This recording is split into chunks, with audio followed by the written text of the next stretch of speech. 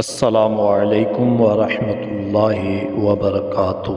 مومن اور منافق کا فرق۔ رسول اللہ صلی اللہ تعالی علیہ وآلہ وسلم سے مومن اور منافق کے متعلق پوچھا گیا۔ آپ علیہ السلام نے فرمایا کہ مومن کی ہمت نماز اور روزے کی طرف رہتی ہے اور منافق کی ہمت جانوروں کی طرح کھانے پینے کی طرف رہتی ہے، اور وہ نماز روزے کی طرف متوجہ ہی نہیں ہوتا۔ مومن اللہ کی راہ میں خرچ کرنے اور بخشش طلب کرنے میں مشغول رہتا ہے، جبکہ منافق حرص و ہوس میں مصروف رہتا ہے۔ مومن اللہ تعالیٰ کے سوا کسی سے امید نہیں لگاتا اور منافق اللہ تعالیٰ کے سوا تمام مخلوق کی طرف رجوع ہوتا ہے۔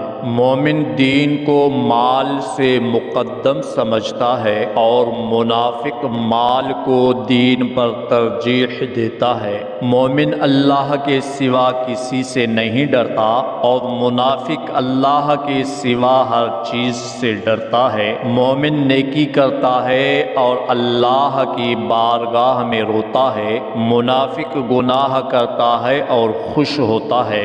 مومن خلوت و تنہائی کو پسند کرتا ہے، منافق بھیڑ بھاڑ اور میل جول کو پسند کرتا ہے۔ مومن بوتا ہے اور فصل کی بربادی سے ڈرتا رہتا ہے اور منافق فصل اجاڑ دینے کے بعد کاٹنے کی تمنا رکھتا ہے۔ مومن دین کی تدبیر کے ساتھ اچھائیوں کا حکم دیتا ہے، برائیوں سے روکتا ہے اور اصلاح کرتا ہے۔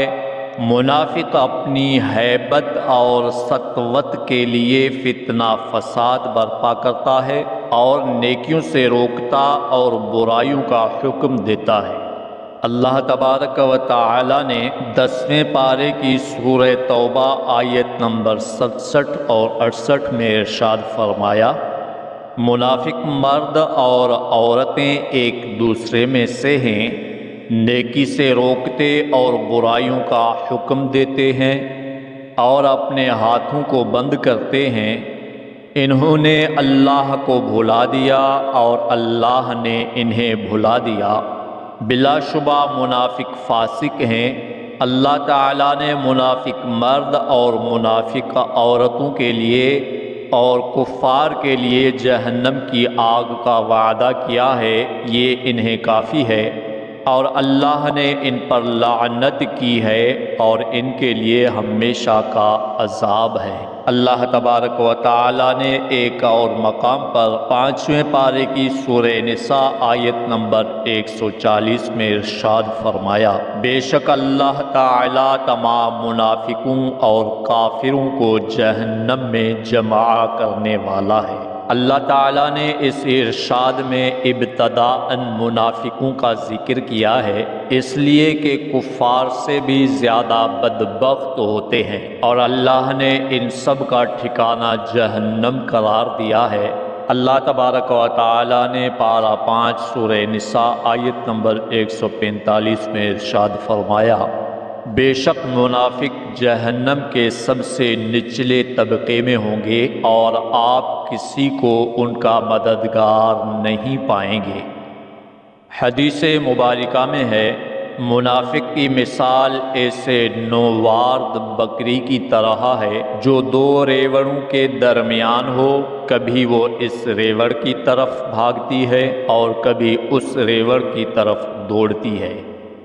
لفظ منافق لغت میں نافقہ الیربوع سے مشتق ہے۔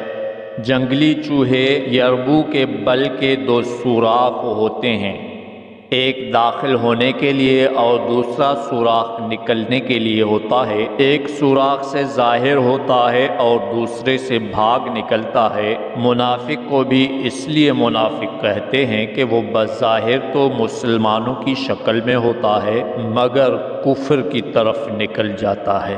اللہ تبارک و تعالی تمام مسلمانوں کو منافقوں کے شر سے محفوظ فرمائے۔